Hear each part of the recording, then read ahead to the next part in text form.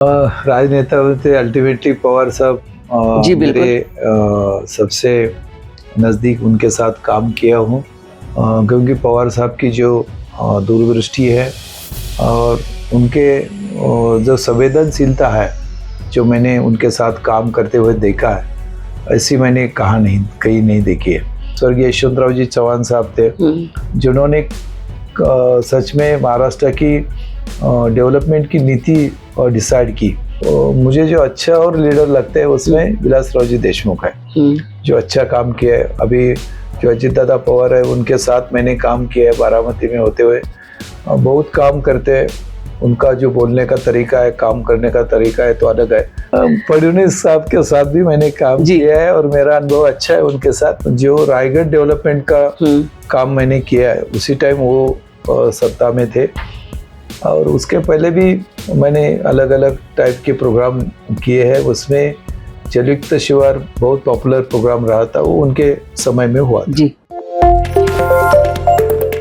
नमस्कार, मैं हूँ प्रतिभा चंद्रन और नवभारत में आप सभी का स्वागत है।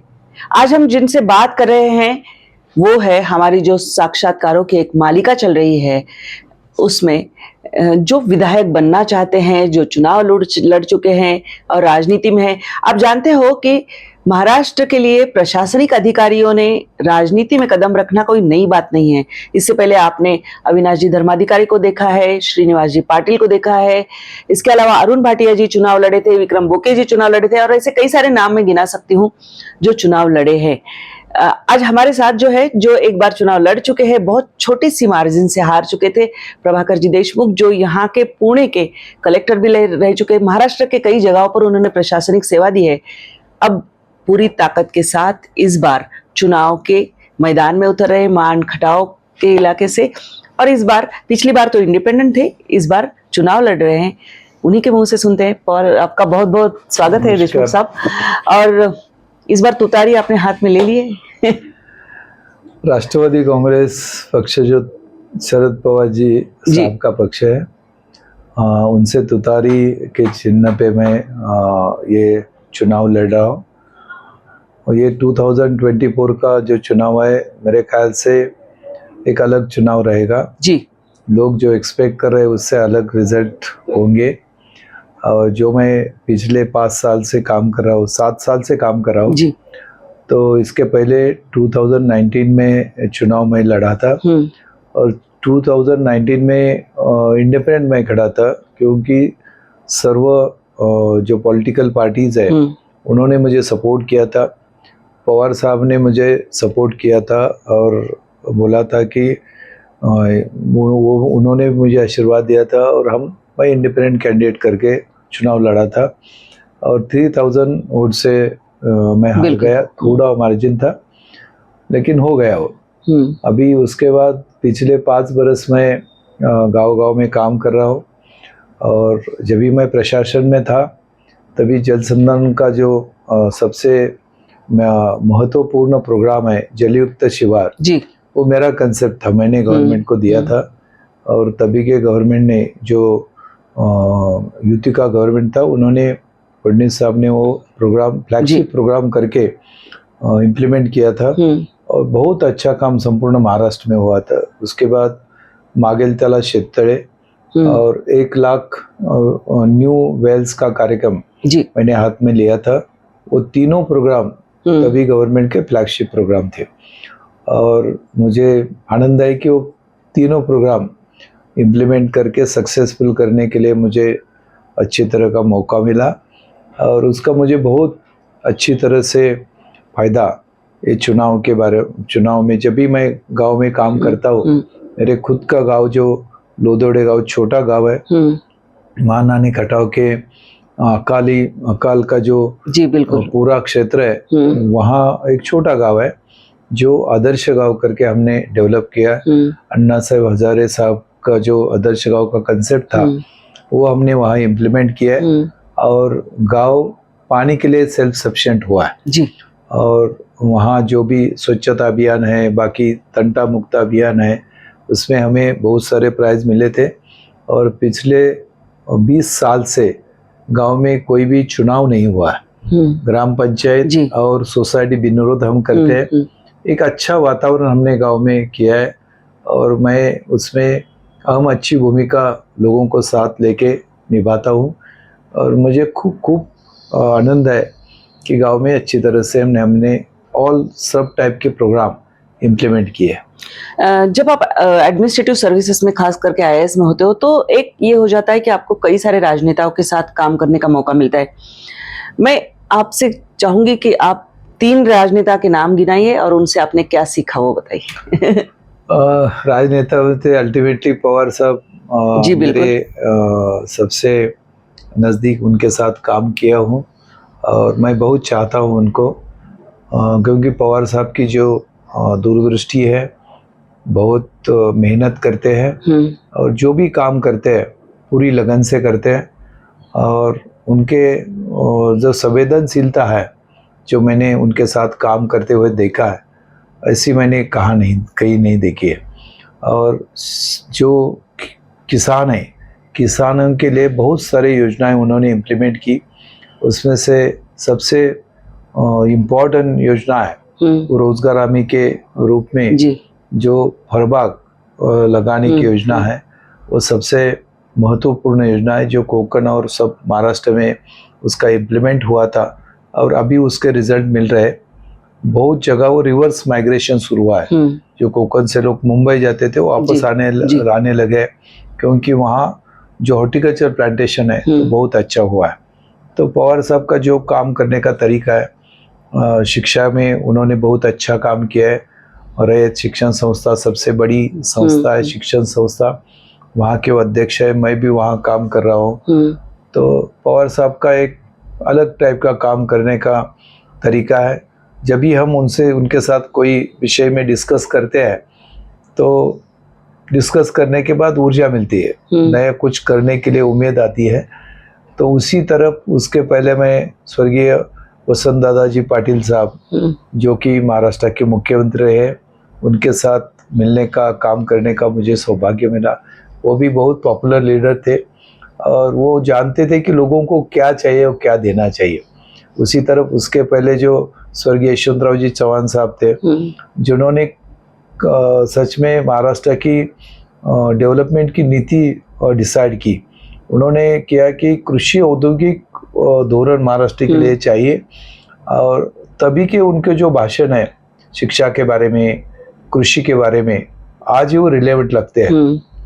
आज वो भाषण अभी भी पढ़े तो लगता है कि ये आज के दिन में भी वो यहाँ हम उसका विचार करना जरूरी है, लागू है जी। और उसके बाद जो वसंतराव जी नाइक हुए, उन्होंने खेती के लिए बहुत सारे प्रोग्राम किए, महाराष्ट्र को सेल्फ सफिशिएंट बनाया अनाज के बारे में।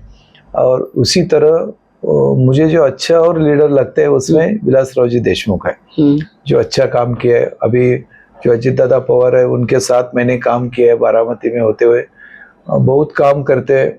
उनका जो बोलने का तरीका है, काम करने का तरीका है तो अलग है। हर एक की अलग अलग शैली है, अपनी शैली होती है, स्टाइल होती है। पॉलिटिकली करेक्ट स्टेटमेंट आ रहे हैं, आपने देखा होगा सारे नाम अघाड़ी की ओर के जो है वो है। नहीं कोई हर्ज नहीं, आपका चॉइस है। फडणवीस साहब के साथ भी मैंने काम किया है और मेरा अनुभव अच्छा है उनके साथ। जलयुक्त शिवार उन्होंने प्रोग्राम मुझे काम करने की ये दी, एक अपॉर्चुनिटी दी। उसी तरह जो रायगढ़ डेवलपमेंट का काम मैंने किया है, उसी टाइम वो सत्ता में थे। और उसके पहले भी मैंने अलग अलग टाइप के प्रोग्राम किए हैं। उसमें जलयुक्त शिवार बहुत पॉपुलर प्रोग्राम रहा था, वो उनके समय में हुआ था। जी। एक और है कि इस बार के समीकरण बहुत अलग रहने वाले हैं। जैसे आप बता रहे थे कि चौंकाने वाले नतीजे आ सकते हैं। चौंकाने वाले नतीजे किसी के लिए भी लिए आ सकते हैं, क्योंकि जो स्थानीय समीकरण हर कॉन्स्टिट्यूएंसी में हो रहे, वो कई इच्छुक लोग हैं, क्योंकि दो जो प्रमुख पार्टियां थी, राष्ट्रवादी के 2 फाड़ हो चुके हैं, शिवसेना के 2 फाड़ हो चुके हैं। भारतीय जनता पार्टी और कांग्रेस अपनी अपनी जगह पे है। कांग्रेस उभर कर अब आगे गई है, तो कांग्रेस का भी मिजाज बढ़ा है एक तरह से। और वो सारी अगर हम समीकरण देखें तो ऐसी स्थिति में स्थानीय समीकरण आपके यहाँ कैसे बदल रहे, क्योंकि कई सारे इच्छुक हो गए लोग। मानन खटाव में लास्ट टाइम मैंने चुनाव लड़ा था, अभी इस साल में मैं चुनाव लड़ूंगा। तो पिछले 5 बरस में पानी के विषय में मैंने वहाँ जो पानी फाउंडेशन का वाटर कप है उसमें 100 से ज़्यादा गांव में हमने काम किया है और उसका मुझे डेफिनेटली फ़ायदा होगा। पिछले 15 साल में वहाँ के अभी के जो विधायक है जय कुमार जी गोरे, उन्होंने जो काम किया है उनका काम करने का तरीका और मैं जिस तरफ से लोगों के साथ बोलता हूँ वो तरीका में बहुत फर्क है। और पिछले 15 साल में लोगों ने ये समझ लिया है और उनको अनुभव किया है कि जो पानी का वहाँ प्रश्न है वो सब महत्वपूर्ण प्रश्न है। और 15 साल में जो पानी हमारे लिए आरक्षित किया गया था उसमें से केवल 1/3 पानी हमने यूज किया, 2/3 पानी सांगली और सोलापुर के लोगों को जा रहा है। तो ये तो हमारे लिए बहुत दुर्भाग्य की गोष्ट है कि पानी हमारे लिए आरक्षित किया गया लेकिन हम उसका यूज नहीं कर रहे हैं। तो इसका कारण वहाँ की जो निष्क्रियता विधायक की है वो निष्क्रियता कारणीभूत है। वहाँ पिछले 15 बरस में एक भी नई कोई फैक्ट्री जिसमें लोगों को काम मिलना जरूरी है वो नहीं खड़ी हो सकी है। दूसरा, वहाँ का अच्छा मल्टी स्पेशलिटी हॉस्पिटल एक भी नहीं हुआ है। कोई 15 बरस में एक भी इंजीनियरिंग कॉलेज या डिप्लोमा का कॉलेज नहीं हुआ है। तो बहुत सारे काम में हम बहुत पीछे गए हैं और लोग चाहते हैं कि इसमें बदल हो जाए। और जो भी अभी हो रहा है, जैसे कोविड के पीरियड में हमने जंबो कोविड सेंटर वहाँ बनाया था, पवार साहब को मैंने आग्रह किया था और पवार साहब ने हमें अमेरिका के एक NGO है उनके तरफ से जंबो कोविड सेंटर हमारे कॉन्स्टिट्यूंसी में दिया था और कोविड के पीरियड में हमने अच्छा काम किया। लेकिन आज के हमारे वहाँ के विधायक है जय कुमार गोरे, उन्होंने जो कोविड के पीरियड में अलग अलग टाइप के काम किए उसमें बहुत सारे लोगों ने उसके खिलाफ आवाज उठाया और गैर व्यवहार हुए। उसमें 200 से ज्यादा लोग जो मरे हुए हैं उनको उपचार किया, ऐसा एक आरोप उन पे है जो कि हाई कोर्ट में अभी वो मैटर चला है। तो ये लोगों को अच्छा नहीं लगा है कि कोविड के पीरियड में लोगों को मदद करने की जरूरत थी। मदद करने से उससे गैर फायदा जो उठाए उनको तो लोग कभी माफ नहीं करेंगे। और जो भी हम काम कर रहे हैं उससे मैंने डिसाइड किया है कि नव मान खटाव निर्माण करे जी। और जो शिक्षा का गुणवत्ता है, शिक्षण की गुणवत्ता है, उसमें काम करना मेरे लिए प्रायोरिटी का विषय है। और मैं कोल्हापुर में जो काम किया था वो पर्टिकुलरली जिला परिषद के स्कूल में जो पढ़ाई की दी जाती है उसमें गुणवत्तापूर्ण शिक्षा किस तरफ से दे सकते हैं, उसमें मैंने काम किया था जिसके लिए प्राइम मिनिस्टर अवार्ड मिला था। और दूसरा प्राइम मिनिस्टर अवार्ड मिला था वो नरेंद्र मोदी साहब ने दिया था, वो एग्रीकल्चर के सब्जेक्ट में जो काम किया था उसके लिए मिला था। तो मुझे डेफिनेटली लगता है कि ये जो अनुभव है प्रशासन का वो मान खटाव में डेफिनेटली मैं यूज करके वहाँ का पूरा बदल कर दूंगा। आप अजीत दादा से भी करीबी रहे हैं, वैसे उनके साथ भी काम किया है, पवार साहब के साथ में काम किया है। जब पार्टी टूटी और अब जब समीकरण बदल रहे, कहीं ना कहीं दिख रहा है, नजर आ रहा है कि अजीत दादा भी कंफर्टेबल नहीं है। आप कोशिश करेंगे कि या दोनों से बात करने की कि बस हो गया आ जाइए साथ मेरा बहुत अच्छा संबंध रहा है। मैं बारामती में प्रांत ऑफिसर था, पुणे का कलेक्टर था। अजीत दादा का काम करने का भी तरीका है बहुत अच्छा है, बहुत काम करते हैं। लेकिन पवार साहब ने महाराष्ट्र में जो योगदान दिया है वो बहुत बड़ा है, वो दूरदृष्टि से काम करते हैं। और मैं पवार साहब का जब भी वो CM थे तभी प्राइवेट सेक्रेटरी करके काम किया है। मैंने बहुत नज़दीक से देखा है कि साहब किस तरह से काम करते हैं और इसलिए मैंने चुना तभी कि मैं पवार साहब के साथ रहूँगा। वो बात सही है, बट दोनों साथ में आए ऐसा लगता है आपको? हो भी सकता है, राजनीति में कुछ भी हो सकता है। हाँ बिल्कुल, राजनीति में क्या कुछ हो सकता है। महाराष्ट्र ने जो पिछले 5 साल में देखा वो ऐसी परिस्थिति महाराष्ट्र में शायद कभी नहीं दिखी। हम जो सोचते हैं उससे अलग होता है और बहुत टाइम नेता जो भी सोचते हैं उससे अलग लोग भी विचार करते हैं। बहुत सारे लोगों का विचार अलग रहता है और वो रिजल्ट देते हैं उनकी तरफ से। अगर हम स्थानीय समीकरणों की बात करें तो कई सारे इच्छुक हैं, अघाड़ी की ओर से भी कई सारे इच्छुक हैं। क्या आपको टिकट की आश्वस्तता है कि हाँ मिल ही जाएगा? डेफिनेटली मुझे मालूम है कि मुझे टिकट मिलने वाला है, जी और वो भी तुतारी के चिन्ह पे राष्ट्रवादी कांग्रेस पक्ष पवार साहब देने वाले हैं, क्योंकि पिछले 5 बरस में कॉन्स्टिट्यूंसी में राष्ट्रवादी पवार साहब के पक्ष से काम कर रहा हूँ। गांव के जो भी ग्राम पंचायत चुनाव है, सोसाइटी के चुनाव है, जी वहाँ के मार्केट कमेटी के चुनाव है, हर चुनाव में मैंने भाग लिया है। और वहाँ की 2 नगर पालिका है, वहाँ भी चुनाव मैंने लड़े हैं और जीते हैं। तो पिछले 5 वर्ष से मैं पार्टी के लिए काम कर रहा हूँ, लोगों के साथ काम कर रहा हूँ, और जो भी सर्वे आएगा उसमें तो डेफिनेटली रिजल्ट आएगा कि कौन आगे है कौन पीछे है।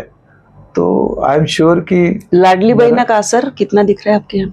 कुछ थोड़ा पर हो जाएगा, लेकिन लोग चाहते हैं कि उनको बहन को पैसा तो देने के लिए स्वागत ही है, उनको मदद करने का, लेकिन उसको सक्षम बनाना और उसको सुरक्षित बनना वो भी लोग चाहते हैं।